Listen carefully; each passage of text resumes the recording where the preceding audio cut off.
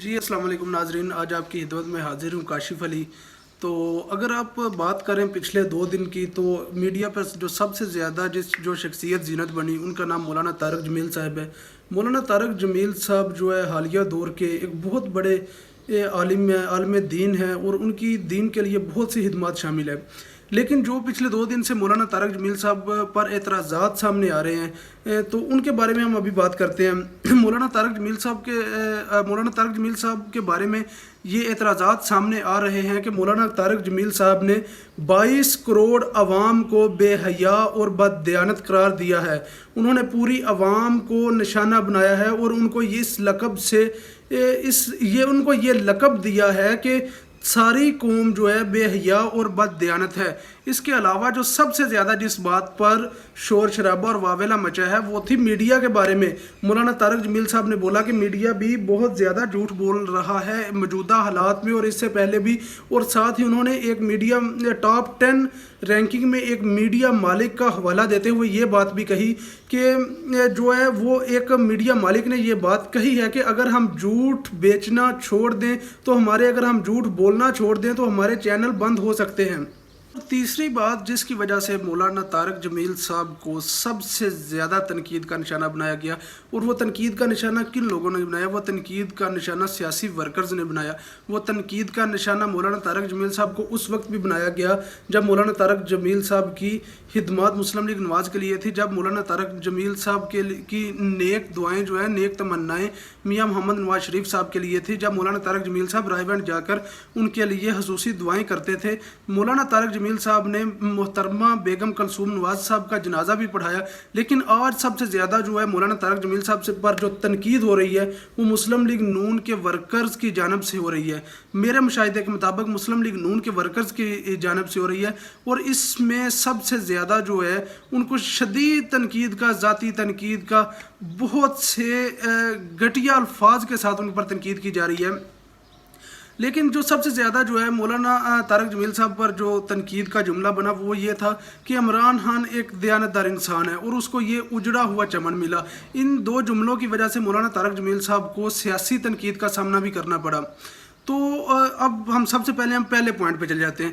پہلا پوائنٹ تھا جو مولانا طارق جمیل صاحب نے کہا تھا کہ ہم جو پاکستان کی 22 کروڑ عوام ہے وہ بد دیانت اور بے حیا عوام ہے۔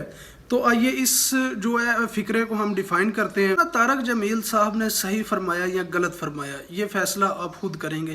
میں تو صرف آپ کے سامنے چند حقائق رکھوں گا کہ کیا ہم واقعی ایک بد دیانت اور بے حیا قوم ہے؟ کیا جو ہمارے حکمران ہیں وہ جھوٹے، بے ایمان، وعدے سے مکرنے والے نہیں؟ ہر الیکشن میں علیحدہ وعدے لے کے علیحدہ خواب دکھا کے آتے ہیں، لیکن کیا وہ اپنی کارکردگی پر، کیا آپ ان کی کارکردگی پر مطمئن ہوتے ہیں؟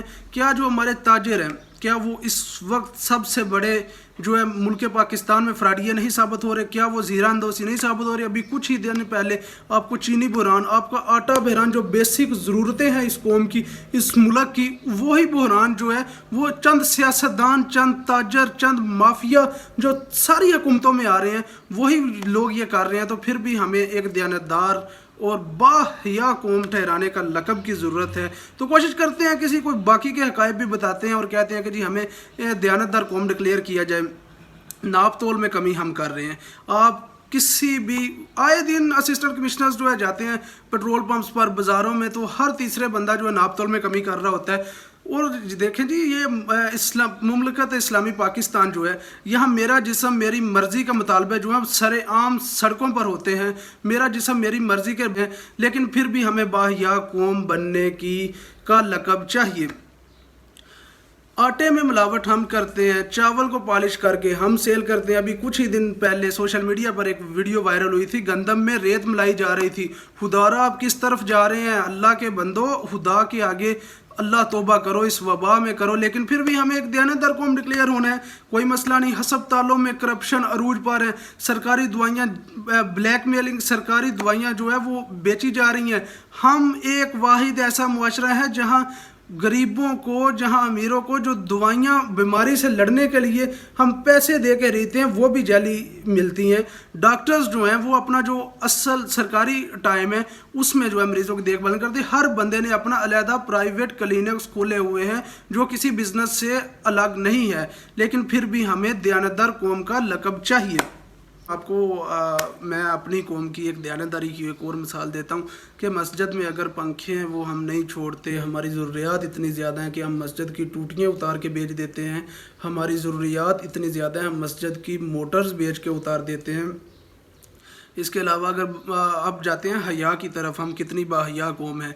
हम ऐसी कौम है जो 4 से 5 साल के बच्चों को ज़्यादती का निशाना बनाते हैं। हम ऐसी कौम है जो ज़ैनब को ज़्यादती का निशाना बना के कत्ल कर देते हैं। हम ऐसी कौम है जो अभी कुछ दिन पहले कंजाह में एक गरीब औरत एक अमीर ज़ादे की हवस का निशाना बन जाती है, और फिर भी हम बाहया कौम है। और बाहया कौम की एक मिसाल ये भी है कि जो है पोर्न्स देखने में सबसे पहला नंबर पाकिस्तान का आता है, और ये कई आलमी सर्वे में ये बात साबित हो चुकी है। उसके बाद अगर आप आजकल नेटफ्लिक्स पे जाएं तो जो टॉप ट्रेंड में पाकिस्तान में रमज़ानुल मुबारक के महीने में सबसे ज़्यादा सीज़न देखा जा रहा है, वो भी एक सेक्सुअल सीज़न है। यतीमों का माल खाना हो या जाली पीरों की भरमार हो, जाली पीरों की भरमार हो या जाली दवाइयाँ हो, हर जगह पे हमारा एक अपना ही रिकॉर्ड है। लेकिन खुदारा उलमा इकराम से गुजारिश है हमें एक दयानतदार और बाहिया कौम डिक्लेयर किया जाए। मैंने तो अपनी कौम को बाहिया और दयानतदार डिक्लेयर करवा दिया। अब हम दूसरे पॉइंट पे आते हैं जो मीडिया के बारे में कहा गया था, तो जिसकी वजह से मीडिया की दुम पर ऐसा पाँव रखा गया कि मीडिया की चीखें जो है वो मरीज़ तक सुनी गई। तो क्या आप ये बात समझ सकते हैं कि एक शरीफ इंसान जो है वो किसी तवाइफ के कोठे से नहीं बल्कि उसकी बाजारी ज़ुबान से डरता है, जिसकी वजह से मौलाना तारक जमील साहब ने अपने आप को पाकीज़ा रखने के लिए इनसे माफ़ी मांगी, माजरत की, नो इशू। जो हामिद मीर साहब ने अपना फातिहाना रवैया अवाम के सामने पेश किया, ये नहायत काबिल मज़म्मत है। एक उलमा इकराम को टीवी पर बुला के इस तरीक़ाकार से तजलील करना मेरी समझ से बाहर है।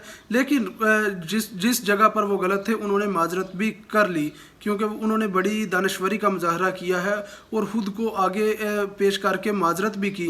लेकिन मामला यहाँ ख़त्म नहीं होता। मामला यह ख़त्म होता है कि अगर आप लोग इस बात का फ़ैसला करेंगे तो हमारे मीडिया क्या किरदार है, क्या हमारा मीडिया मतनाज़ा नहीं चल रहा, क्या हमारा मीडिया इस वक्त एक मरूफ टीवी चैनल के जो है CEO वो नैब में बैठे हैं, तो क्या किस तरीक़ेकार से आप इनको ईमानदार कहेंगे। लेकिन अगर कोई कहेगा तो उसकी वो करेंगे वो रात तक मजबूर हो जाएगा, चाहे वो जितना बड़ा ताकतवर हो, चाहे उसकी जितनी भी फ़ैन फॉलोइंग्स हो, लेकिन वो इस बात पर मजबूर हो जाएगा कि वो जाकर टीवी पर माजरत करे। ये मीडिया एक माफिया बन चुका है, और इस माफिया का हल यही है कि जिस तरह इनका आप मुकम्मल तौर पर आप इस्लाह के साथ इसको देखें और इस चीज़ को पॉइंट आउट करें कि किधर ये गलत है, और जिस जगह गलत है आपके पास अपना मोबाइल है, आप सोशल मीडिया यूज़ करें और इनको हाईलाइट करें, इनको आईना दिखाएं, ताकि इनका भी कोई उजारादारी कायम ना हो सके, इनका भी कोई एहतसाब करने वाला हो, और इनका एहतसाब मुल्क पाकिस्तान में सिर्फ कौम कर सकती है।